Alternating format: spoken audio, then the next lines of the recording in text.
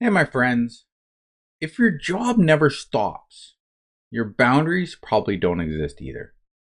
Now, today I want to give you 5 tactical ways to build personal boundaries, even when you have zero control over your shift, zero control over your call volume, and even zero control over your chaos.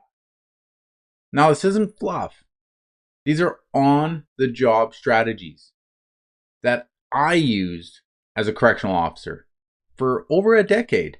And they help me to reclaim my time, my energy, and honestly, my sanity.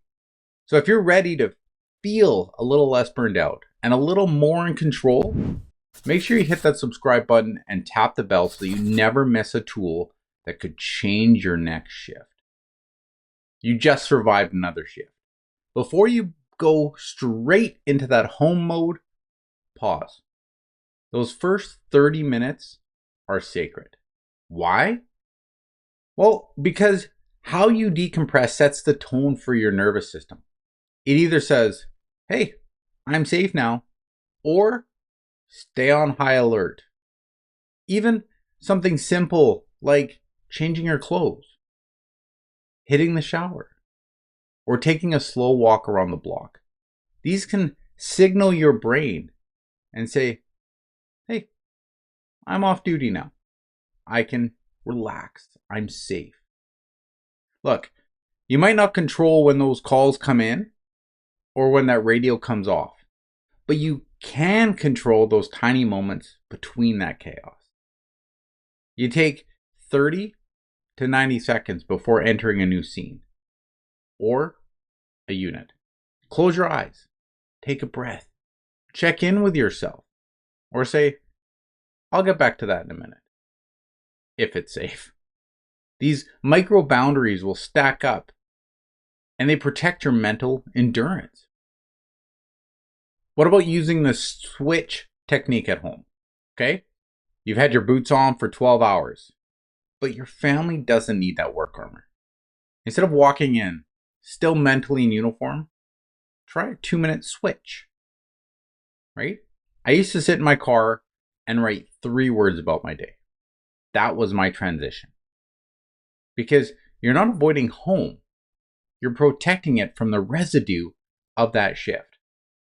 But you want to do this, you want to communicate those boundaries to your loved ones, to your family. Because here's the truth. If you don't set the tone, people around you they'll just guess. And they're usually guessing wrong. How many times have we had that in our life when we say something and you're like, no, I didn't mean it that way at all. Because people don't understand.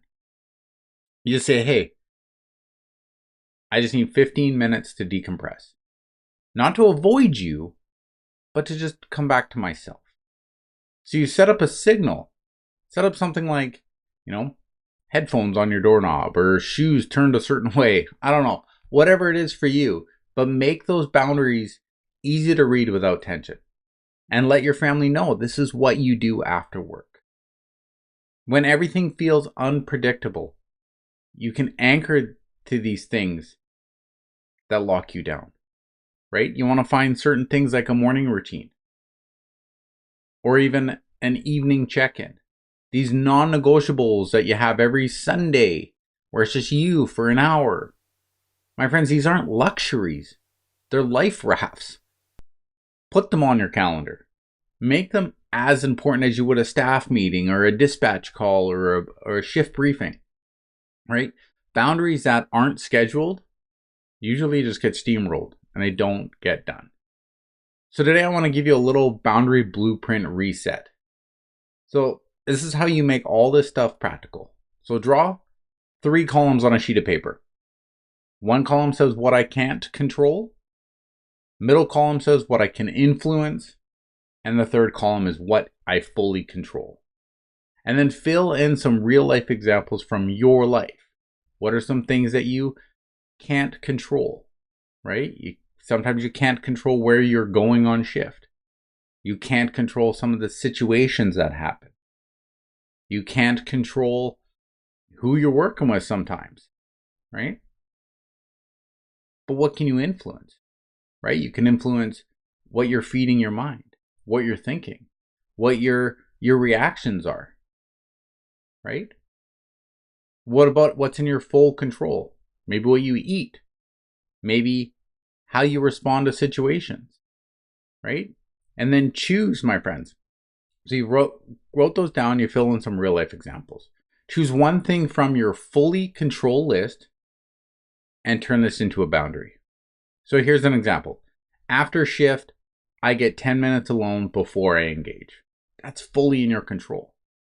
And then tell someone that needs to know this. Communicate it clearly. Put it on the fridge, put it on the locker, on your phone, because a boundary unspoken is a boundary broken.